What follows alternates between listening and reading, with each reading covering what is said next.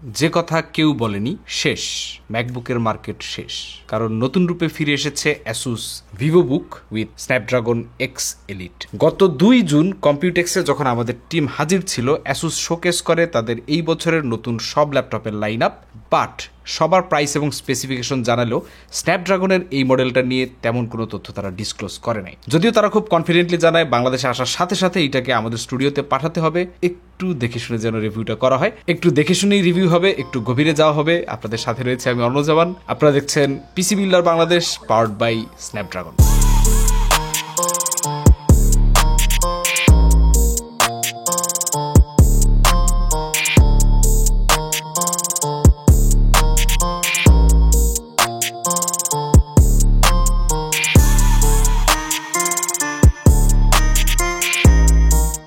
এই ল্যাপটপটার exact model হচ্ছে অ্যাসুস ভিভোবুক S15 S5507QA এবং এটার দাম রাখা হয়েছে অফিসিয়ালি বাংলাদেশে 1,75,000 টাকা। চলেন দেখি এই প্রাইস রেঞ্জে এইটার কম্পিটিশন আর কি কি আছে। আই মিন চিকন থিন ফর্ম ফ্যাক্টরের মধ্যে MSI Cyborg 15 AI Core Ultra 7 plus RTX 4050, price 1,70,000 টাকা। Apple MacBook Air 15 M3 8GB 256, দাম 1,70,000 টাকা। এর মধ্যে MSI এর Cyborg সিরিজ আর ভিভোবুকের স্ন্যাপড্রাগন এক্স এলিটের মধ্যে একটা মিল আছে। এই দুইটাই হচ্ছে উইন্ডোজ কোপাইলট প্লাস ল্যাপটপ, তার মানে এর মধ্যে থাকবে AI। পরীক্ষার হলে যেমন একটা হাইভ মাইন্ড কাজ করে, মানে ক্লাসের সবাই মিলে কমন একটা চিন্তা ভাবনা থেকে কমন উত্তরগুলো রাখে। আমি দেখা দেখির কথা মিন করতেছি না, জাস্ট চিন্তা ভাবনার কথাটা মিন করতেছি। সেই একই রকম ভাবে আপনার মাথায় যদি কোনো কিছু না থাকে, এই কোপাইলট প্লাস ল্যাপটপটা আপনি যা জানেন না তাও আপনাকে জানাবে এবং আপনি যা ভাবেন না তাও আপনাকে ভাবাবে। একদিন আগে আমাদের চ্যানেলে আমরা একটা র্যাপ সং রিলিজ করি, যেই সংটা লিরিক বাদে সম্পূর্ণ কম্পোজিশন, ভোকাল, এভরিথিং AI দিয়ে জেনারেট করা। তার মানে বুঝতেই পারতেছেন AI আসলে কোন লেভেলে আছে। উইন্ডোজও ঝাঁপাই পড়ছে কোপাইলট প্লাস নিয়ে, এবং তারা নট অনলি অ্যাসুস, তাদের যত পার্টনার আছে উইন্ডোজ ল্যাপটপের সবাইকে ডেডিকেটেড কিবোর্ডের মধ্যে একটা কোপাইলট প্লাস বাটন দিয়ে দিচ্ছে। তো আমরা একটু নেড়ে চেড়ে দেখবো যে ভিভোবুকের এখন কি অবস্থা 2024 সালে এসে লেটেস্ট মডেলে, এবং কোপাইলট প্লাস অ্যাকচুয়ালি কতটুকু হেল্প করতে পারবে। চলেন শুরু করি প্রথমে আউটলুক এবং বিল্ড কোয়ালিটি ইন্সপেকশন দিয়ে। কালার সিলভার, ওয়েট হচ্ছে 1.42 কেজি এবং এটা পুরোপুরি অ্যালুমিনিয়াম বিল্ড। ফ্লেক্স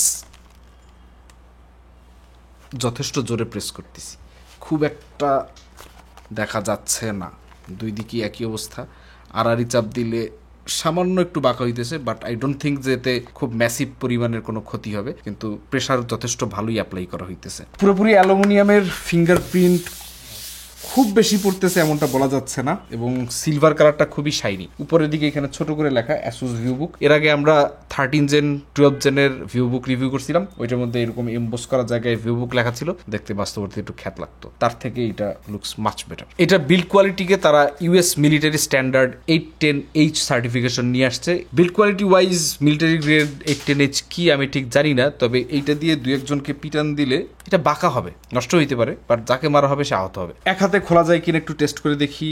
ইয়েস, এক হাতে আরামসেই খোলা যাচ্ছে এবং ডিসপ্লেটা পুরো 188 ডিগ্রি পর্যন্ত ব্যান্ড করা যাচ্ছে। ডিসপ্লেটা অনেক চকচক করতেছে, চকচকে ডিসপ্লেতে পরে আসতেছি। আগে কিবোর্ডের দিকে আগানো যাক। কিবোর্ড মোটামুটি ফুল সাইজ, নামপ্যাড সহ। এক পাশে Dolby Atmos, Snapdragon X Elite লেখা আছে, আর এক পাশে sound by Harman Kardon, Asus Vivobook S15, Lumina OLED, তারপরে 15.6 ইঞ্চের screen, 3K 120 hertz, 14.77 mm thin. This is actually quite thin, এবং 1.42 কেজি। কেন জানি না, এটা কি একটা মানসিক ব্যাপার কিনা জানি না। আমি এর থেকে অনেক মোটাসোটা ল্যাপটপ দেখছি 2 কেজির আশেপাশে, মানে এর থেকে ধরেন 500 গ্রাম বেশি, কিন্তু এটা পিঠে নিলে মনে হয় মরে যেতেছি। বাট এই 1.42 কেজি যথেষ্ট হালকা মনে হয়। প্রবাবলি এখানে ব্র্যান্ডের কোনো ট্রিক আছে, বাট থিনের কথা বলতে গেলে আসলে এটা যথেষ্ট থিন। 17 mm শুনতে যেমনই শোনাক, চোখে দেখলে যথেষ্ট চিকনি মনে হচ্ছে। Backlit chiclet keyboard, 1 zone RGB with নাম কি, 1.7 mm কি travel, precision touchpad with copilot কি। RGBটা উইন্ডোজ ডাইনামিক লাইটিং এর সাথে সিঙ্ক করা, যার ফলে উইন্ডোজ থেকেই কাস্টমাইজ করতে পারবেন। পোর্টসের কথা যদি বলি, একদম লেফট সাইডে আছে একটা HDMI 2.1, দুইটা USB 4.0 Gen 3 type C port, যেটা 40G 90 ওয়াট PD পর্যন্ত দিতে পারে। এটাকে থান্ডারবোল্ট 4 এর ইকুইভ্যালেন্ট বলতে পারেন। তার মানে USB 4.0 বেসিক্যালি থান্ডারবোল্ট 4, কিন্তু সামনে থান্ডারবোল্ট 5 আসতেছে, মানে পিছেই থাকতেছে। এনিওয়ে 40G উইন্ডোজ ল্যাপটপে এটা আগে আমরা খুব বেশি দেখি নাই। তবে একটা বেসিক ডিফারেন্স আছে থান্ডারবোল্ট 4 এর সাথে, সেটা হচ্ছে এইটা PD দিতে পারলেও, পাওয়ার ডেলিভারি করতে পারলেও ডিসপ্লে আউটপুট করতে পারে না, অর্থাৎ নো DP। এরপর একটা একটা মাইক্রো এসডি কার্ড স্লট, মানে মোবাইল কন্টেন্ট ক্রিয়েটর যারা আছেন তাদের মেমোরি কার্ড এখানে লাগিয়ে দিতে পারবেন। যদিও এখন অনেক মোবাইলই এই সাইজের মেমোরি কার্ডও আসে না, ডিরেক্ট ফোন মেমোরি, তো এই কার্ড স্লটটার ইউসেজ আসলে খুবই লিমিটেড। আর এসডি কার্ডের স্লট দেয় নাই, কারণ যারা ক্যামেরা দিয়ে রেকর্ড করে তাদের চিন্তা বাদ দিয়ে দিছে, বাট এসএসডি আপনি কানেক্ট করতে পারবেন ঠিকই। এবং সবার নিচে একটা 3.5mm এর অডিও কম্বো জ্যাক। ডান পাশে খুব বেশি কিছু নাই, USB 3.0 Gen 1 টাইপ এ পোর্ট, 5G দুইটা, তারপর দুইটা নোটিফিকেশন লাইট। এখন স্ন্যাপড্রাগন এক্স এলিট, স্ন্যাপড্রাগনের এই প্রসেসরের মাহাত্ম্য বুঝতে হলে আপনাকে আগে দুই টাইপের প্রসেসরের ক্যাটাগরি বুঝতে হবে, x86 আর ARM। এর মধ্যে x86 হচ্ছে AMD ইন্টেল যে টাইপের মোবাইল জিপি, মানে ল্যাপটপের জন্য যেসব সিপিইউ বানায় আসতো সেইগুলা, আর ARM হইতেছে এই টাইপের এসওসি যেগুলা অ্যাপেল ইউজ করতেছে এবং এখন স্ন্যাপড্রাগন ইউজ করতেছে। এবং এই টাইপের এসওসি খুব কম পাওয়ার কনজিউম করে এবং একটা চিপের মধ্যেই সিপিইউ জিপিইউ মাল্টিপল টাইপের সুবিধা দিতে পারে এবং এত বেশি পাওয়ার এফিসিয়েন্ট। আমরা ম্যাকবুকগুলো দেখতে পাই 17-18 ঘন্টা পর্যন্ত ব্যাটারি ব্যাকআপ দিতে পারে। তো উইন্ডোজ ল্যাপটপের ক্ষেত্রে 17-18 ঘন্টা ব্যাটারি ব্যাকআপ আসলে অকল্পনীয় একটা ব্যাপার, কিন্তু স্ন্যাপড্রাগন বাজারে আসার পর that is actually a possibility. যাই হোক, ARM এবং x86 এই দুইটা ইনস্ট্রাকশন সেটের মধ্যে ডিফারেন্স কি চলুন একটু বোঝার চেষ্টা করি। আইএসএ বা ইনস্ট্রাকশন সেট আর্কিটেকচার হলো কতগুলো মেশিন ল্যাঙ্গুয়েজ কমান্ড গ্রুপ যা প্রসেসরকে বুঝাতে এবং সেই অনুযায়ী কাজ করতে হেল্প করে। ARM architecture reduced instruction set computing ISA এর উপর তৈরি। এটা কম পাওয়ার খরচ করে, কম হিট জেনারেট করে এবং আরো এফিসিয়েন্সির সাথে প্রতি ক্লক স্টাইলে একটি করে ইনস্ট্রাকশন সেট বা কমান্ড বুঝে সেই অনুযায়ী কাজ করে। x86 আর্কিটেকচারটি তুলনামূলক complex instruction set computing ISA এর উপর তৈরি। এটি ট্রেডিশনালি বেশি পাওয়ার কনজিউম করে, বেশি হিট জেনারেট করে এবং সর্বোচ্চ পারফরমেন্সের সাথে প্রতি ক্লক স্টাইলে একাধিক ইনস্ট্রাকশন সেট বা কমান্ড বুঝে সেই অনুযায়ী কাজ করে। ল্যাপটপটিতে এসওসি হিসেবে রয়েছে কোয়ালকম অরিয়ন লাইনআপের Snapdragon X Elite X1 E78100। SoC কেন বললাম? সিস্টেম অন চিপ, যে চিপের মধ্যে সিপিইউ জিপিইউ এবং মেমোরি একই সাথে কম্বাইন্ড থাকে সেই চিপগুলোকে এসওসি বলে, যেমন অ্যাপেলের M1 M2 M3।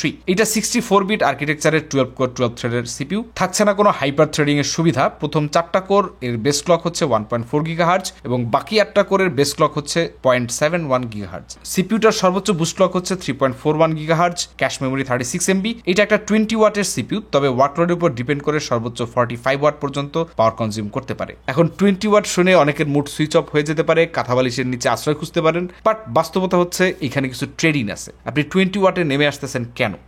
ওয়াই? কারণ কনজিউমার বেজের চাহিদা দিনকে দিন ডিফারেন্ট হচ্ছে। একটা সময় পর্যন্ত আমি নিজে ডেস্কটপ ছাড়া ল্যাপটপ দেখতেই পারতাম না, এখন আমি একটা ল্যাপটপের উপর নির্ভরশীল। যদিও সেটা একটা গেমিং ল্যাপটপ, কিন্তু গত 3 মাস ধরে আমারই মনে হইতেছে না, এই একটা ল্যাপটপ নিয়ে এতগুলা মিটিং, ঢাকার এ মাথা থেকে ও মাথা প্রত্যেকদিন দৌড়াদৌড়ি করা একটু কষ্টকর। এর জন্য আমার একটা হালকা সিস্টেম চাই, হালকা এবং power efficient. That is where SoC টাইপের সিপিইউ গুলো চলে আসে। এখন ম্যাকবুক তো ম্যাকবুক দিয়ে সব কাজ আমাদের মতো লোকজনের পোষায় না, উইন্ডোজের মধ্যে একটা সলিউশন দরকার ছিল। এখন এই এসওসিতে আইজিপিইউ হিসেবে রয়েছে কোয়ালকম অ্যাড্রেনো জিপিইউ, যার কম্পিউটিং পাওয়ার হচ্ছে 3.8 টেরাফ্লপস। জিপিইউতে নাই কোনো ডেডিকেটেড এনকোডার এবং ডিকোডার, শুধুমাত্র ভিপিইউ বা ভিডিও প্রসেসিং ইউনিট হিসেবে রয়েছে অ্যাড্রেনো ভিপিইউ, যেটা সর্বোচ্চ 4K 60 Hz 10 bit H.264 H.265 AV1 video encode এবং ডিকোড করতে পারে। এখন বাস্তবে এই মিডিয়া ইঞ্জিন কতটা কাজের সেটা পারফরমেন্স টেস্টে গিয়ে আমরা দেখবো। And the most wanted thing, neural processing unit বা এনপিইউ হিসেবে রয়েছে কোয়ালকম হেক্সাগন এনপিইউ, যেটাতে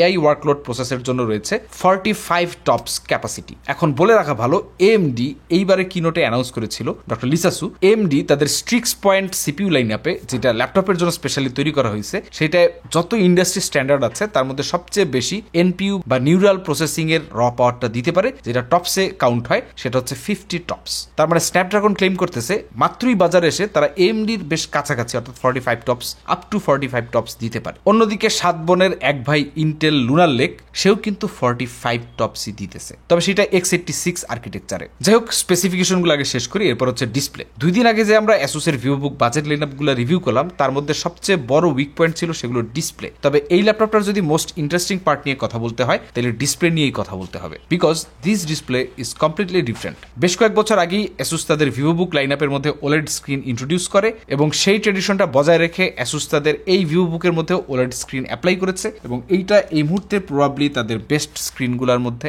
একটা। 15.6 ইঞ্চের display, 120 hertz refresh rate, 3K অর্থাৎ 2880x1620 ওলেড ডিসপ্লে, যার অ্যাসপেক্ট রেশিও 16:9 এবং 0.2 ms response time, 600 nits HDR peak brightness, যা প্রায় 99% 100% DCI P3 colour gamut, contrast ratio 10 lakhs by 1, VESA certified, display HDR true black 600। এক কথায় বেস্ট বলতে পারেন। Content watching থেকে শুরু করে কালার কারেকশন জাতীয় প্রোডাক্টিভিটি কাজগুলো একদমই হতাশ করবে না। উইন্ডোজ ল্যাপটপে এই প্রাইস রেঞ্জে এর থেকে ভালো ডিসপ্লে আপনি পাবেন না, হ্যান্ডস ডাউন, এটা বলেই দেওয়া যায়। চলেন এইবার ল্যাপটপটাকে একটু নাড়াচাড়া করা যাক। জানি না অ্যাসুস অফিসিয়ালরা কিভাবে নেবে, বাট ল্যাপটপগুলো একটু টিয়ার ডাউন না করলে কেন জানি ভাল লাগে না। এইটার ব্যাক সাইডে যে কাটআউটগুলো আছে, কাটআউট মানে যে ভেন্টের ডিজাইনটা আছে এর মধ্যে অনেকগুলোই কাটআউট, আগেরগুলোর মতো ফেক না, অ্যাটলিস্ট কিছু ফেক কম, মানে অ্যাটলিস্ট কম ফেক মনে হচ্ছে। খুললে পরে বাকিটা বোঝা যাবে। স্ক্রুর সংখ্যাও যথেষ্ট কম।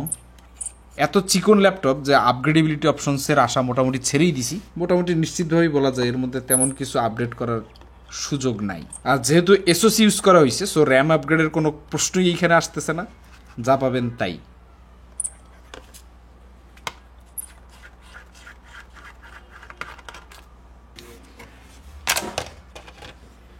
হ্যাঁ, পেছনের ভেন্টস পুরাটাই ভেন্ট, একটা ডাস্ট ফিল্টার দেওয়া আছে এবং এইখান থেকে এক্সস্ট এরিয়া, ডুয়াল এক্সস্ট, এই পাশেও আছে এই পাশেও আছে। এই হচ্ছে ব্যাটারি, 3 সেল একটা ব্যাটারি, 70 ওয়াট আওয়ার, অ্যাভারেজের থেকে যথেষ্ট বেশি। এইখানে আমরা দুইটা হিট পাইপ দেখতে পাইতেছি।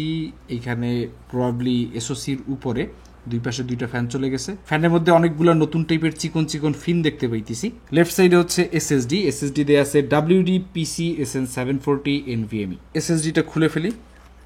এইখানে যা দেখতেছি পিসিবির ডিজাইন, এইখানে এই শুধুমাত্র এসএসডি আপগ্রেড ছাড়া আর কোনো কিছু আপগ্রেড করার কোনো অপশন নাই। ইভেন যে আপনার ওয়াইফাই এটা আছে মডিউল, এইটাও আপনার সোল্ডার। যাই হোক, এসএসডি হচ্ছে এখানে WD PC SN740 NVMe 512 GB। এটা একটা এন্ট্রি লেভেলের Zen 4 SSD। আপত্তির জায়গা হইতেছে এই প্রাইস রেঞ্জে অ্যাটলিস্ট একটা PM9A1 অ্যাসুস দিতে পারতো, কারণ ল্যাপটপটার দাম কিন্তু 1,75,000 টাকার মতো, যেটা একটা বড় বাজেট। এই বাজেটে একটা PM9A1 1 TB স্টোরেজ অর্থাৎ ডিরাম সহ একটা এসএসডি অবশ্যই দেওয়া যেত। কেন দেয় নেই বা এইখানে কস্ট কাট করাটা খুব একটা সেন্স মেক করে না।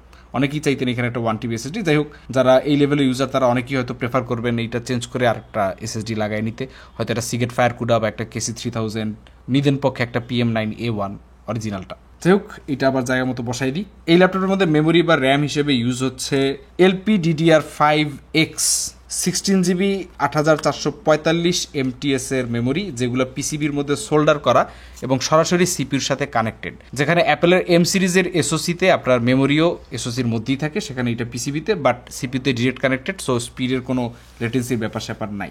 এর বাইরে এটার মধ্যে wifi 7 802.11BE ট্রাইব্যান্ড 2x2 plus Bluetooth 5.4 wireless card দেয়া আছে। কম্পিউটেক্স 2024-এ তাইওয়ানের রাজধানী তাইপেতে লাগেজ, ট্রলি, ঠেলার থেকে শুরু করে যা কিছু আছে, বাস, দেয়াল, ডাস্টবিন, এমন কোনো জায়গা নাই যেখানে উইন্ডোজ তাদের কোপাইলট প্লাস ব্র্যান্ডিং করে নাই। শুধুমাত্র এই কোপাইলট প্লাস ব্র্যান্ডিং করে উইন্ডোজ তাদের মার্কেট শেয়ার ধূপধাপ বাড়ায় ফেলছে। যেখানে এনভিডিয়া টক্কর দিয়েছিল, এনভিডিয়ার আবার টক্কর দিয়ে উইন্ডোজ উপরে উঠে গেছে মার্কেট শেয়ারের দিক থেকে। উইন্ডোজ অ্যাকচুয়ালি কোপাইলট প্লাসে কি এমন অফার করতেছে যাতে তার মার্কেট শেয়ারই বাড়তেছে এবং পাবলিক পাগলের মতো শেয়ার কিনতেছে? চলেন একটু ঘাটাঘাটি করি। তারা স্লোগান হিসেবে ব্যবহার করতেছে copilot plus PC connecting with AI. But এই কানেক্টিং এর মধ্যে অনেক কিন্তু আছে। চলুন প্রথমে আসলে কোপাইলট প্লাসের কি কি মেইন ফিচার আছে এইগুলা জানি। এআই ফাইল ম্যানেজমেন্ট, যেটা আপনার ফাইলের টাইপ, ডেট এবং লোকেশন অনুযায়ী আলাদা আলাদা ভাগ করে রাখবে, কিন্তু এটা এখনো অ্যাভেলেবেল না। এআই স্মার্ট প্রাইভেসি, আপনি ল্যাপটপের সামনে থেকে উঠে যাওয়ার 1 মিনিট পর ল্যাপটপটা অটোমেটিক বন্ধ হয়ে যাবে,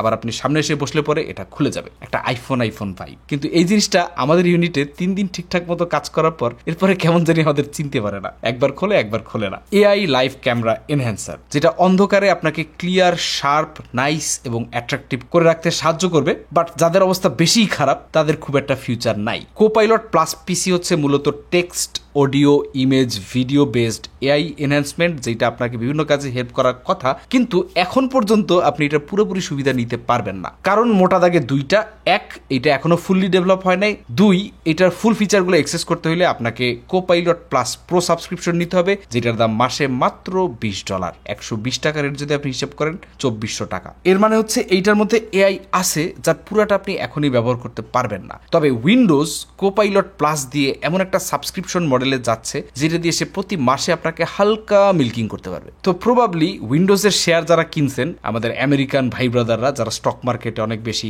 গেম টেম খেলে থাকেন, তারা মেনলি প্রবাবলি এই সাবস্ক্রিপশন মডেলটার উপরেই বেস করছেন। কারণ উইন্ডোজ এর আগে ইউজুয়ালি সেল হইতে হচ্ছে সিঙ্গেল ইউনিট, বাট এইখানে একটা সাবস্ক্রিপশন মডেল চলে আসতেছে যেটা আবার মান্থলি। এদিকে নেটফ্লিক্সের রমরমা, এদিকে অ্যামাজন প্রাইমের রমরমা, এদিকে অ্যাডোবি, সবাই সাবস্ক্রিপশন বেচতেছে। ইভেন বাংলাদেশে যারা কম বেশি টুকটাক জীবনে 2-1 ভিডিও বানাইছে তারা সবাই কোর্স বেচতেছে, এবং যেটা আবার renewable 1.0, 2.0, 3.0, with after effects, without after effects, with ক্যামটাশিয়া, mobile CapCut সহ, পিসি ক্যাপকাট সহ, এরকম একটা সাবস্ক্রিপশন বেসড বিজনেস মডেল অনেকের জন্যই লুক্রেটিভ এবং প্রফিটেবল। আনফর্চুনেটলি এই পিসি বিল্ডার বাংলাদেশে সাবস্ক্রাইব করতে কোনো টাকা লাগে না, তারপর পাবলিক কেন জানি সাবস্ক্রাইব করে না। যাই হোক, এটা মাথায় থাকলো, সামনে আমরা ওইখানে একটা সাবস্ক্রিপশন ফি বসাই দিতে পারি কিনা, তখন দেখা যাবে হয়তো অনেক ইনভেস্টমেন্ট চলে আসতেছে। এনিওয়ে, এই হচ্ছে ল্যাপটপের মোটামুটি বেসিক সালতামামি। এইবার চলেন এটার ভেতরে কি অবস্থা একটু পারফরমেন্স নিয়ে আলোচনা করা যাক, একটু হাতে কলমে এক্সপেরিয়েন্স করা যাক। তার আগে একটু স্টানবাজি করে নিই, যেহেতু ব্যাকপার্টটা খোলা হয়েই গেছে।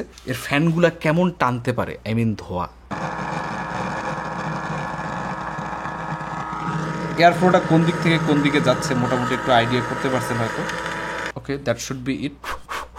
এরপরে সাউন্ড টেস্ট, 2টা স্পিকার 2 পাশে দেওয়া আছে, হারম্যান কার্ডন পাওয়ার্ড। চলুন দেখে নিই এর সাউন্ডটা কেমন হইতে পারে। ডলবি অ্যাটমস অনেক কিছু লেখা আছে, সো চমৎকার স্প্যাটিয়াল এফেক্ট আসার কথা। সাউন্ডটা একটু ভালো করেন, অন্ধকারে কিসব করেন, লাইট লাগবে লাইট, রাইজেন ছাড়া কথা নাই, ইন্টেলের কি বাদ নাই, দুবাই কবে ফ্লাইট ভাই, এত টাকা কোথায় পান, দ্রুত করে পাওয়া দেন, আগে শিপমেন্ট বন্ধ করেন, রাত 2টায় ভিডিও ছাড়ে, এইসব বাদ দেন, ছোট একটা শপ খোলেন। পিসিবি আর ভালো হবে না, পিসিবি আর ভালো হবে না, পিসিবি আর ভালো হবে না, ও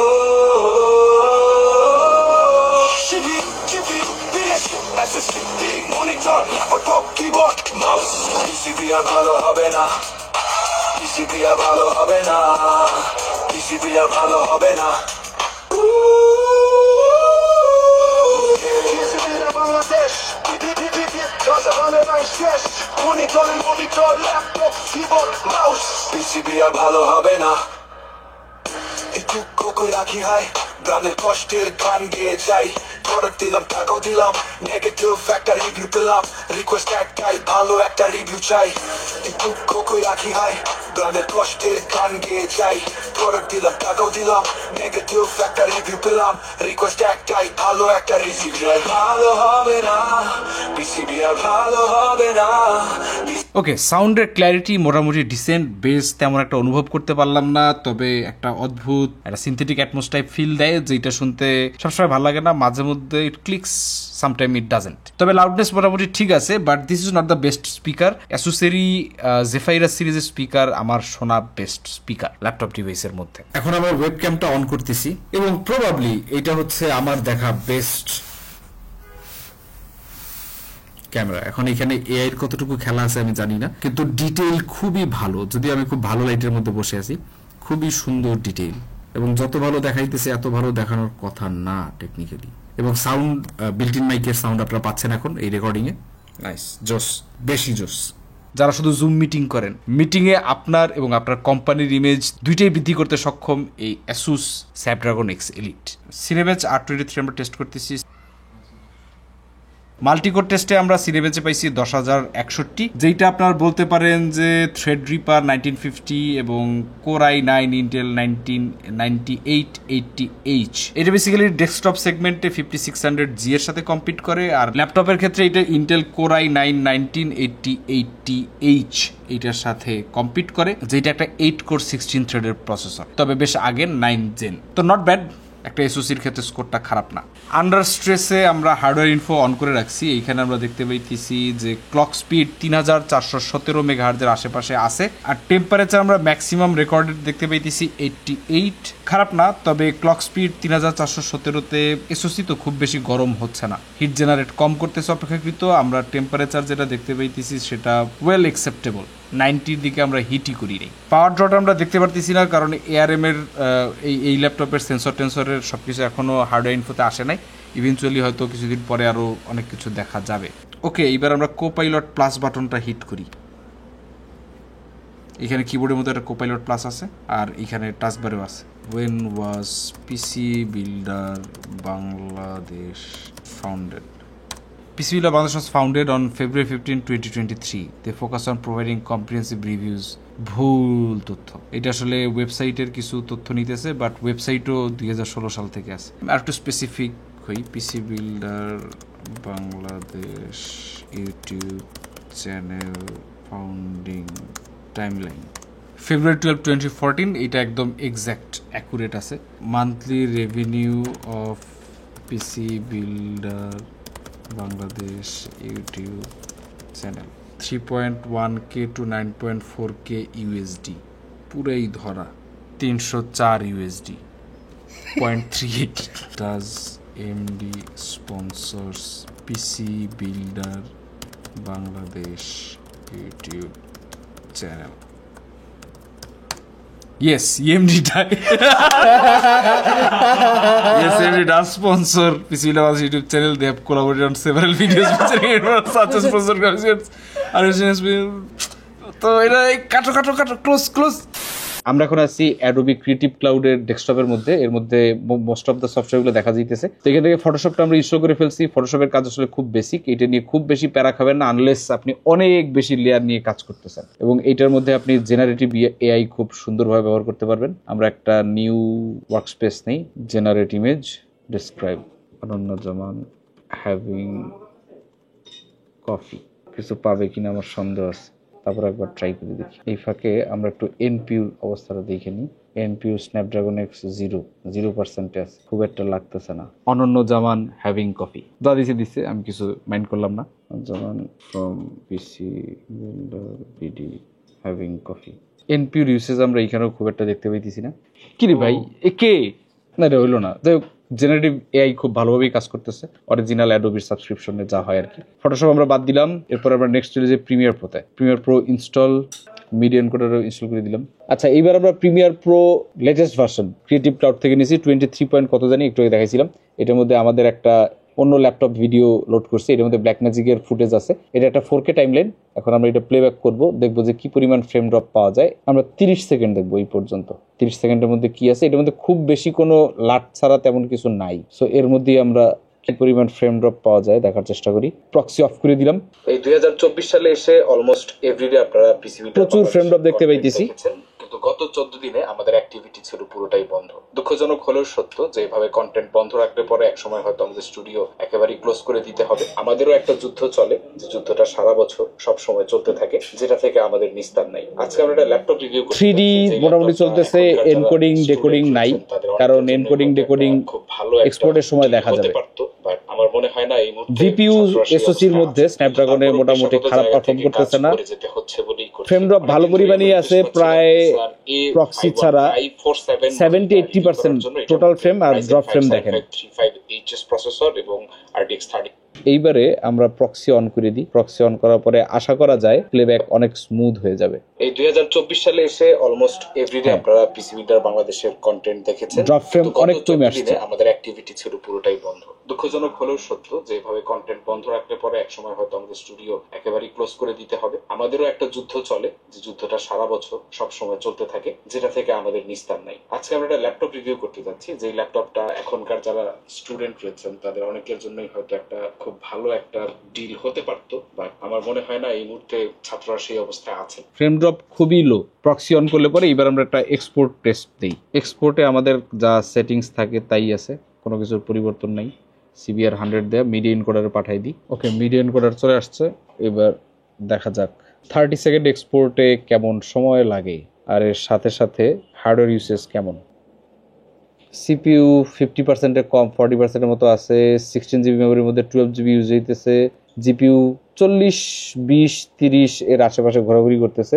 26 মিনিট টাইম দেখাইতেছে। তার মানে 8K একটা ফুটেজকে প্রসেস করতে মাত্র 30 সেকেন্ডে এর ভালোই টাইম লাগতেছে, হুইচ ইজ এক্সপেক্টেড, কারণ ম্যাক্সিমাম এখন CPU 95% ইউজ করতেছে এবং টাইম 13 মিনিট 12 মিনিটে কমে আসছে এবং ভালোই ফ্যানগুলো স্পিডে ঘুরতেছে। দ্যাট মিনস এখন এটার ভালো স্ট্রেস দিতেছে। তবে the factor is 8K footage export করা কোনো ছেলের হাতের মোয়া নয়।